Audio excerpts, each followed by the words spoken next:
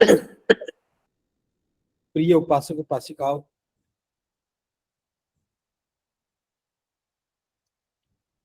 अभी धम्मचक्र प्रवर्तनाय का जो पर्व है आप द्वारा मनाया जाना है, उसकी अंतिम तैयारियां चल रही होंगी। आप लोगों ने जहां जहां भी ये पर्व मनाने की योजना बनाई है, वहां वहां पूरी तैयारी कर चुके होंगे। फिर भी यहाँ एक बात जो बहुत महत्वपूर्ण वो ये है, आपने कैसे मनाया पर्व, कितने लोगों की भागीदारी रही, कितना सुंदर था, कितना बड़ा था, विशाल था, कम संख्या थी, इन बातों का कोई महत्व नहीं है। ये एक शुरुआत भर है। अगर शुरुआत में इतना भी पता चल जाए कि ये बौद्धों का पर्व है, हम बौद्ध हैं, हमारा पर्व है, और इस पर्व की महत्ता ये है कि महाकारुणिक बुद्ध ने पहला धम्मोपदेश दिया। इस दिन ज्ञान बांटने की शुरुआत हुई। महाकारुणिक बुद्ध ने सबसे पहले ज्ञान बांटने की शुरुआत आषाढ़ माह की पूर्णिमा के दिन की। इस पर्व को मनाने के पीछे जो मूल धारणा है वो यह है कि आप कितने लोगों को बता पाते हैं कि ये धम्मचक्र प्रवर्तनाय है, धम्म को गतिमान करने का पर्व है। इस दिन धम्म गतिमान हुआ।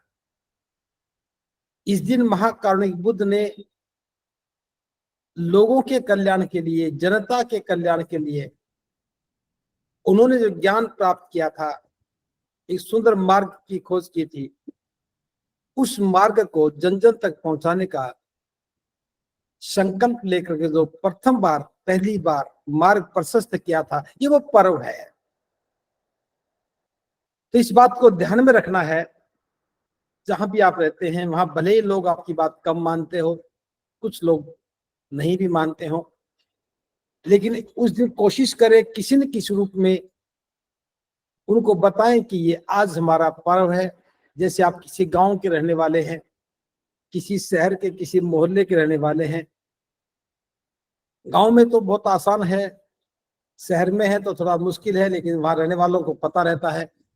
जो भी हमारी विचारधारा के लोग हैं, अम्बेडकराइट हैं, लेकिन वो बुद्धिस्ट नहीं भी हैं, तो भी आपका पहला काम है कि एक दिन पहले, कल 20 तारीख है, कल आप घर घर जाकर के बताने का काम कर सकते हैं कि कल हमारा पर्व है, धम्मचक्र प्रवर्तनाय का पर्व है। आप अपने घर में उत्सव मनाओ, पायस जरूर बनाओ, त्रिशूल पंसील करो, धम्मग्रंथ का जो धम्मचक्र प्रवर्तनाय वाला अध्याय उसे पढ़ो, और इस प्रकार से जो पायस बनाओ उस पायस को अपने पड़ोसियों को भी बांटो। जब घर में वंदना करो तो पड़ोसियों को भी बुलाओ। ये संदेश आप सभी अपने अपने प्रयासों से अपने नगर में, अपने मोहल्ले में, अपने गांव में देने की कोशिश करें। क्योंकि जब हम ये बताएंगे किसी को, तो वो हमसे 5 बातें और भी पूछेगा। जितनी बात हमसे पूछेगा उतनी बात हमारी और मजबूती से उनकी समझ में आएगी। तो पहला काम तो हमें बताने का करना है, जो आपको प्राथमिक आधार पे करना है। दूसरा काम उन्हें बताना कि अपने ही घर में उत्सव मनाना है। बुद्ध की तस्वीर रखो, उसके सामने त्रिशूल पंसील करो, उसके सामने वंदना करो, जो पायस बनाई है उसको, पायस को लेकर के बुद्ध की अनुकंपा करो, और अनुकंपा करके जितने भी वहां बैठे हैं उपासक उपासिकाएं, बच्चे, उन सबको वितरण करो। और ज्यादा बनी है तो बाहर वितरण करो, पड़ोस के लोगों को वितरण करो, और बताओ कि आज हम बौद्धों का बहुत महत्वपूर्ण पर्व है। महाकारुणिक बुद्ध ने पहली बार दुनिया को ज्ञान बांटा था, ज्ञान बांटने की शुरुआत की थी। इसी दिन जो धम्म का चक्र है वो गतिमान हुआ था। अब देखिए, जो हमने संपत्ति की घोषणा की थी, आप समझिए कि आज भी कल भी आप संपत्ति की भूमिका में, कल भी आपकी भूमिका संपत्ति की रहेगी। जब आप लोगों को बताने जाएंगे तब आप संपत्ति की भूमिका में होंगे। जब लोग आपकी बात सुनेंगे तो उन्हें भी अच्छा लगेगा कि उन्हें कोई बताने आया है, और बताने का ही एक प्रभाव होगा कि लोग समझने लगेंगे। पहली बात तो करनी है। दूसरी बात, आप अपने घर पर पंचशील का ध्वज भी फहराने की कोशिश करें। ध्वज चाहे छोटा हो चाहे बड़ा हो, लेकिन मैला और पुराना ना हो, फटा हुआ ना हो, साफ सुथरा हो, नया हो। अपने घर पर जरूर लगाइए। ये बताता है कि हम बौद्ध हैं, और इस दिन धम्म चक्र गतिमान हुआ। तो धम्म चक्र का गतिमान होना पंचशील के सिद्धांत की स्थापना करने का काम है। और ये पंचशील का ध्वज ये बताता है कि हम विजेता हैं। हमने दुनिया में शांति, सौहार्द, मैत्री, करुणा और न्याय, स्वतंत्रता, न्याय का संदेश दिया है, भाईचारे का संदेश दिया है। तो ये दुनिया के दिलों पर राज करने का प्रतीक है। बुद्ध कहते हैं कि मैं पूरे विश्व में धर्म का साम्राज्य स्थापित करना चाहता हूं। तो जब भी कोई राज्य स्थापित होता है, साम्राज्य स्थापित होता है, तो विजेता के भाव में ध्वज ही फहराया जाता है। इसलिए जितने भी बस्ती में मकान हैं, जो समर्थक हैं, बुद्ध के अनुयायी हैं, धम्म चक्र प्रवर्तन मनाने वाले लोग हैं, जो भी आपके आसपास में ध्वज विक्रेता हैं, सामग्री विक्रेता हैं, उनसे ध्वज खरीद करके प्रत्येक व्यक्ति के घर पर पंचशील का ध्वज फहराने का काम करें। जहां जहां भी आपको पंचशील नजर आएगा, हमें पता चलेगा कि धम्म का साम्राज्य बढ़ता जा रहा है।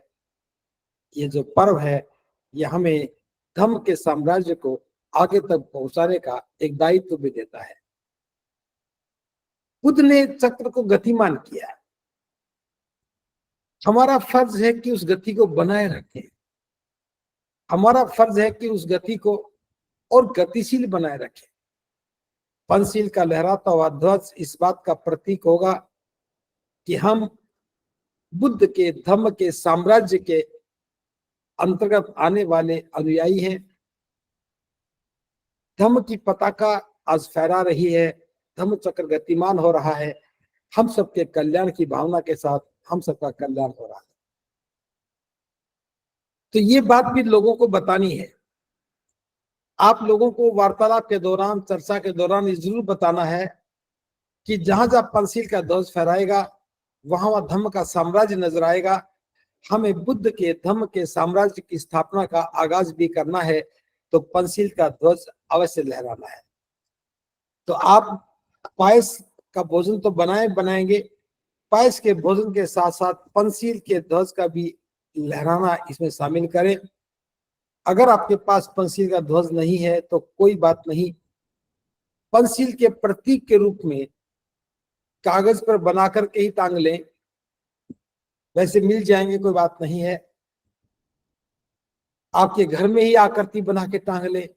ध्वज नहीं है तो पंचशील की आकृति घर में जरूर लेकर के आए।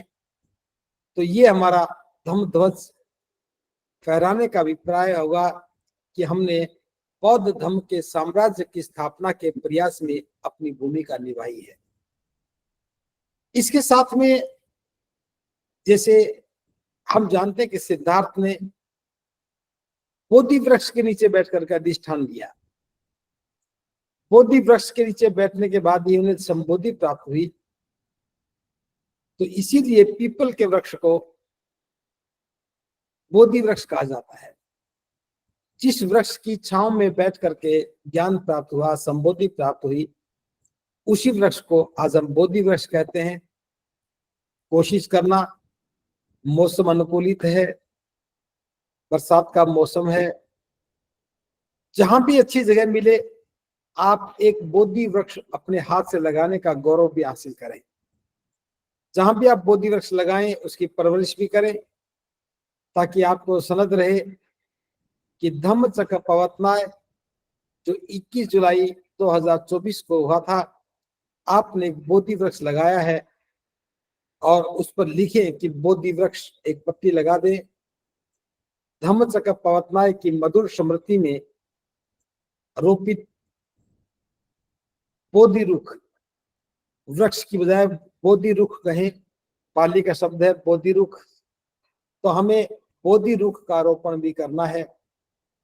और ध्यान रखें कि जो बोधि वृक्ष आप लगाएं, बोधि रुख आप लगाएं, उसके नीचे किसी प्रकार की खरपतवार ना पैदा हो।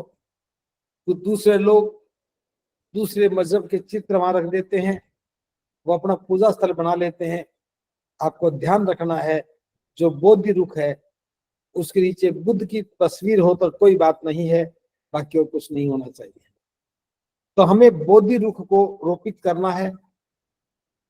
आपके घर में भी आप अपने छोटे से उसमें गमले में बोधि वृक्ष लगा सकते हैं, और आप चाहें तो बोधि वृक्ष के पत्ते अपने घर में टांग सकते हैं। ये पर्व की गरिमा है। और बोधि वृक्ष के आकृति के पत्ते आर्टिफिशियल मिलते भी हैं, अगर मिल जाए तो वो टांगिए, नहीं तो बोधि वृक्ष का पत्ता जरूर टांगिए। ये हमारी सभ्यता से जुड़ा हुआ एक प्रतीक है। प्रतीकों का उत्सव में बहुत बड़ा रोल रहता है। हर घर में एक बोधि वृक्ष होना ही चाहिए, चाहे गमले में लगाओ, अगर कोई स्थान उपलब्ध है तो सुंदर सा बोधि वृक्ष लेकर के उसे रोपित करें, उसको पट्टिका लगाएं, उसकी परवरिश करें। तो ये काम भी हमें इस बार प्राथमिकता के हिसाब से करना है। जहां वर्षावास शुरू हो रहा है, भिक्षु लोग हैं, तो उनके लिए भोजन दान करें, उनके रहने सहने की व्यवस्था करें, क्योंकि धम्मचक्र प्रवर्तनाय के दिन ही वर्षावास की शुरुआत होती है। तो ऐसा नहीं होना चाहिए कि कहीं कोई भिक्षु वर्षावास करने की तैयारी कर रहे हो और आप उनकी अवहेलना करें। अगर कोई भिक्षु उपलब्ध है तो भिक्षु को प्राथमिकता के आधार पर उस पर्व में शामिल करें। अगर भिक्षु हमारी योजना से सहमत हैं, साथ देते हैं, जैसा हमने चाहा वैसा करते हैं तो स्वागत करें। वैसा नहीं करते हैं तो सारी व्यवस्था को आप अपने हाथ में लेकर के ही करें। व्यवस्था को या मनाने के तरीके को किसी रूप में डिस्टर्ब नहीं करना है। बंते जी के सम्मान में कोई बाधा ना पहुंचे। सम्मान के साथ कह सकते हैं, भत्ते जी हमें ऐसा निर्देश प्राप्त हुआ है, पहला तो अवसर आपको है, अगर आप ऐसा कर सकते हैं तो आप कीजिए, हम आपके सानिध्य में इसको सेलिब्रेट करेंगे। अगर कोई भिक्षु ऐसा स्वीकार नहीं करता है तो आप हाथ जोड़ करके उनसे कह सकते हैं, श्रद्धेय भंते जी आप यहाँ बैठिए, थोड़ा सा काम है हमें कर लेने दीजिए, ताकि हम इस काम को पूर्ण से संपन्न कर सकें। किसी भी सूरत में किसी भिक्षु के साथ, किसी उपासक उपासिका के साथ किसी प्रकार के वाद विवाद से बचने की कोशिश करें, क्योंकि हो सकता है हमारे इस अभियान से कुछ लोगों को थोड़ी सी तकलीफ हो जाए।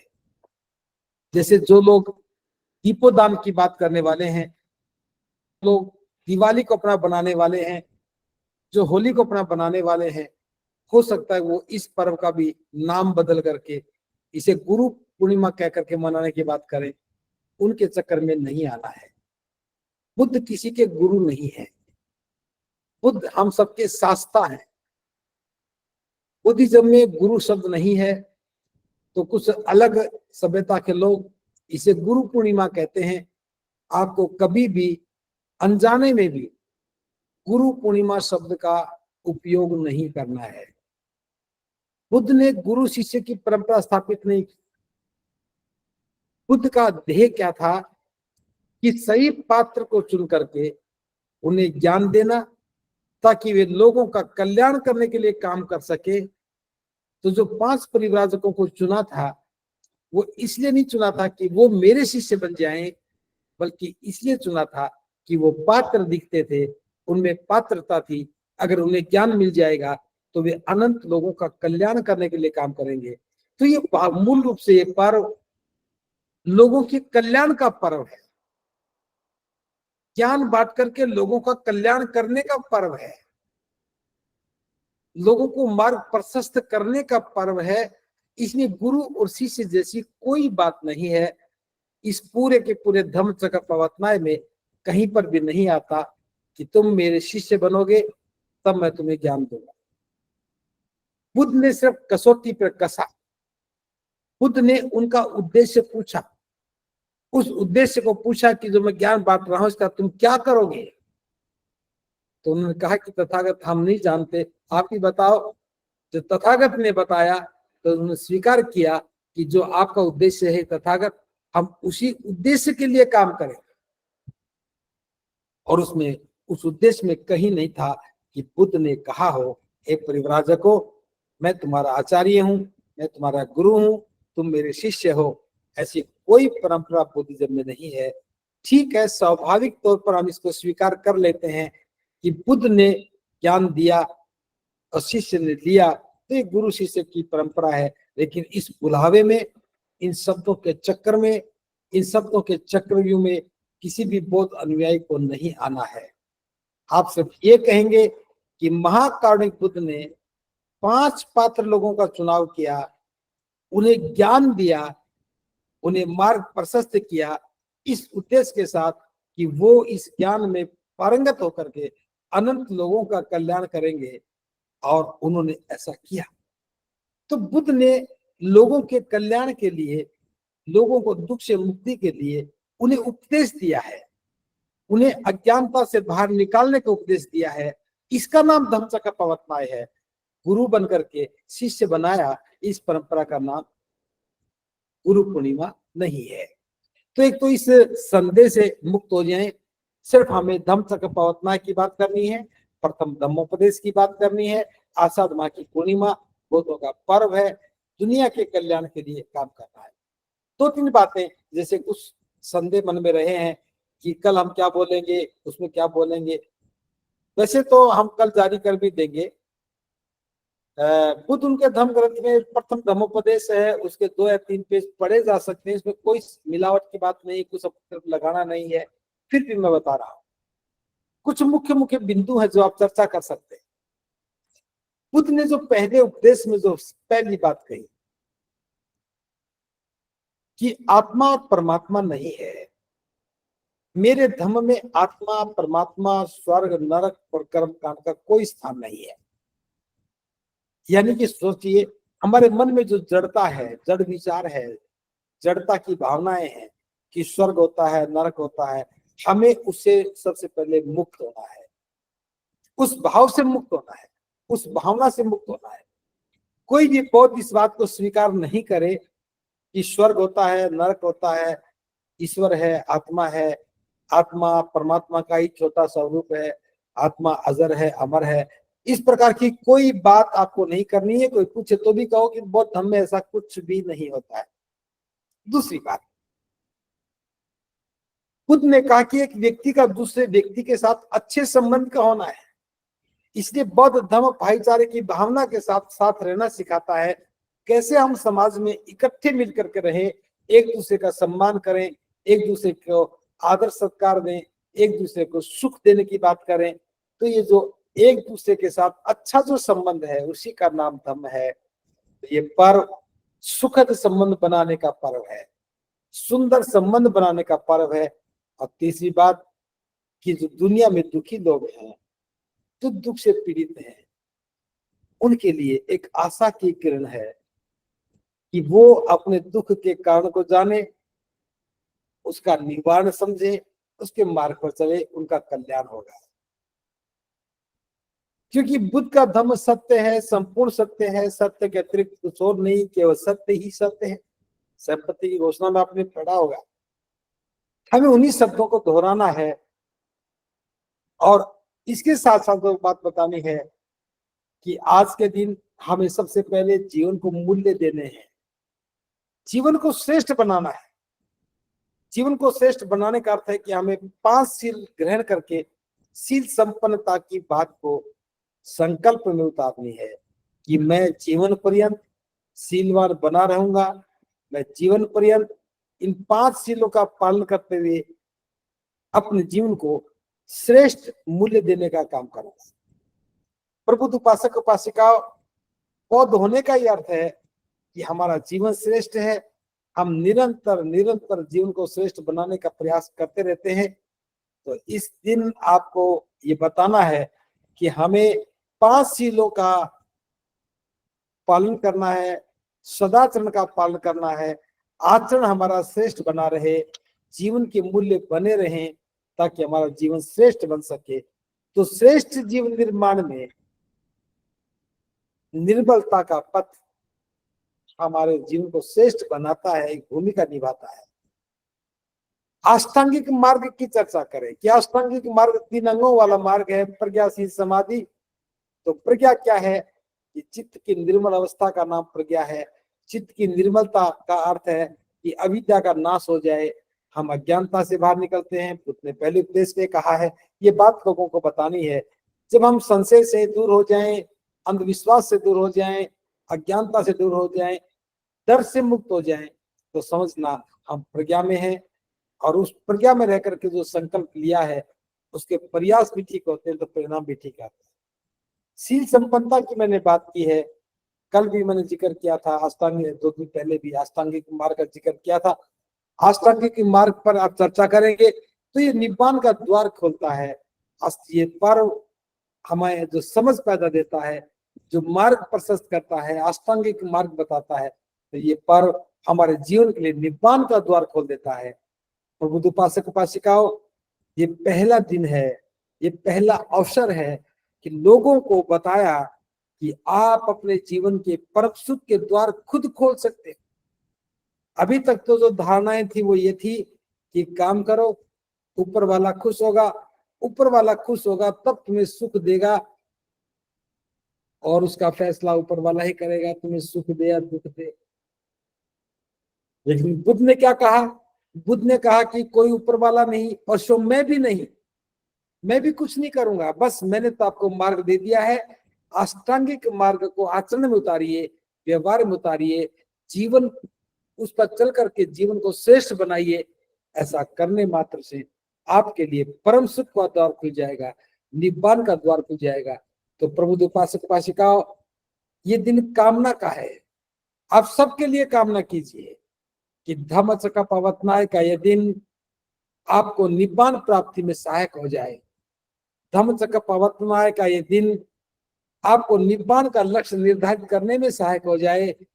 महाकारुणिक बुद्ध के अनुकंपा से आपको निब्बान का द्वार खुल जाए, आपके जीवन में निब्बान मिल जाए, परम सुख उपलब्ध हो जाए। ये बहुत अद्भुत बात है। अभी तक लोगों ने किसी से धन मांगा है, कोई नौकरी मांगता है, कोई सुख मांगता है, कोई कुछ मांगता है, लेकिन बुद्ध ने कहा कि मांगना नहीं है। पवित्रता के पथ पर चल करके, धम्म प्राणता के पथ पर चल करके, पारमिताओं का पालन करते हुए आप परम सुख को उपलब्ध हो सकते हैं। तो ये धम्मचक्र प्रवर्तनाय के दिन आप इस बात का भी प्रचार प्रसार कीजिए कि आपको निब्बान की प्राप्ति हो। महाकारुणिक बुद्ध की अनुकंपा से आपको निब्बान प्राप्त हो जाए, आपको परम सुख मिल जाए। हम कामना करें, सभी लोग एक दूसरे की कामना करें, सभी लोग एक दूसरे के लिए कामना करें कि आपको निब्बान का द्वार मिले। धम्मचक्र प्रवर्तनाय के प्रभाव से आपको निब्बान मिले। धम्मचक्र प्रवर्तनाय के प्रभाव से आप परम सुख को उपलब्ध हो जाए। महाकारुणिक बुद्ध की अनुकंपा से आपका निब्बान का द्वार खुल जाए। एक कामना करें तो एक बात होने लगेगी कि लोग सोचने लगेंगे कि निब्बान क्या है, निब्बान का द्वार कैसे खुलेगा। निब्बान का द्वार खुलेगा 5 सीलों के पालन करने से, अष्टांगिक मार्ग का पालन करने से, और 10 पारमिताओं का पालन करने से हम परम सुख को उपलब्ध हो जाएंगे। इसलिए धम्मचक्र प्रवर्तनाय सबके लिए सुख का द्वार खोलने वाला है। इस बात की घोषणा करो कि सबके लिए सुख का द्वार खुला है, बस आपको चलना मात्र है। रास्ता बना हुआ है, सब कुछ सुव्यवस्थित है।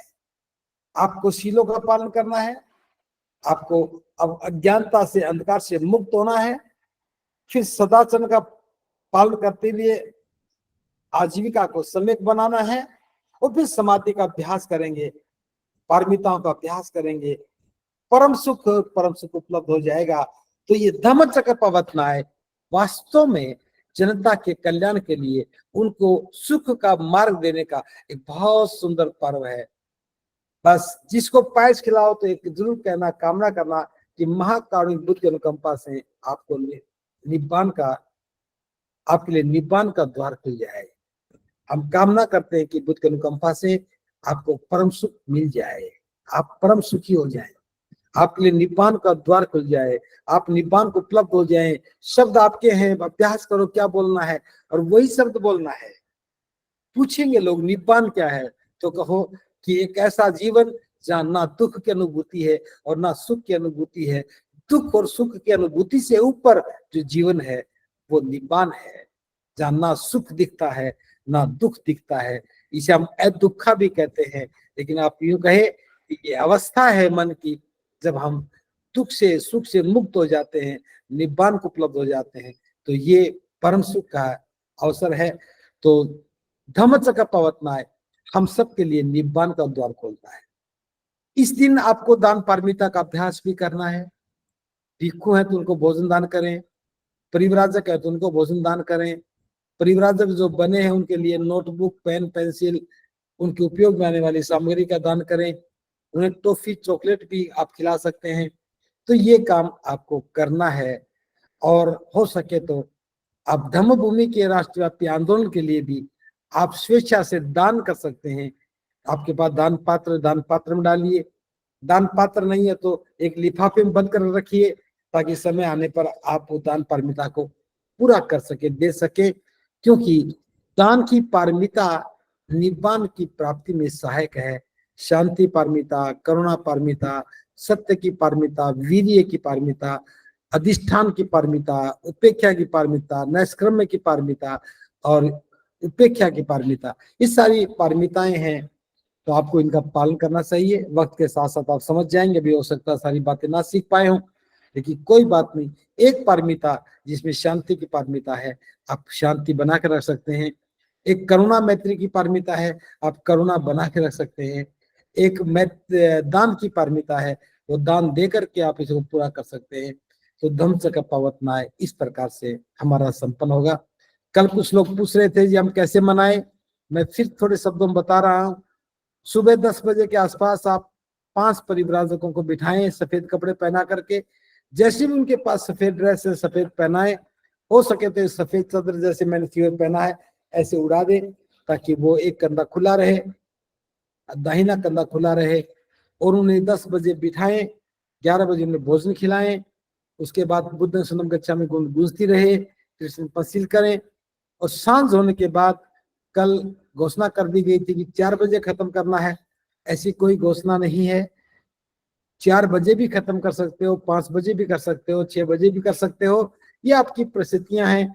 धूप ज्यादा हो तो 5 बजे बाद प्रोसेसर निकालें, धूप नहीं हो तो 4 बजे निकाल सकते हैं। उसके बाद आकर के बैठेंगे, कृष्ण पंसील करेंगे। और प्रोसेसन में, यात्रा में क्या करना है, उस अशोक चक्र जो आपने बनाया है, उस चक्र को 5 परिव्राजक पकड़ेंगे और लेकर के चलेंगे। आगे आगे पंसील की पताका लेकर के लोग चलेंगे, पीछे पीछे पंसील की पताका लेके चलेंगे। और बुद्धं शरणं गच्छामि की गूंज के साथ, बुद्ध धम्म की क्या पहचान, मानव मानव एक समान, इस प्रकार के सुंदर नारे लगाने हैं। किसी को चिढ़ाने वाले, किसी को दुखी करने वाले, किसी को उत्तेजित करने वाला कोई भी स्लोगन आप इस्तेमाल नहीं करेंगे। उसके बाद सभ्य धम्मचक्र प्रवर्तनाय पढ़ा जाएगा। उसके बाद सभ्य सत्ता होगी, पायस का वितरण होगा और उसके साथ ये कार्यक्रम संपन्न हो जाएगा। परिव्राजकों को उपहार देंगे और उसके साथ कार्यक्रम संपन्न हो जाएगा। तो ये धम्मचक्र प्रवर्तनाय मनाने का एक सही स्वरूप है।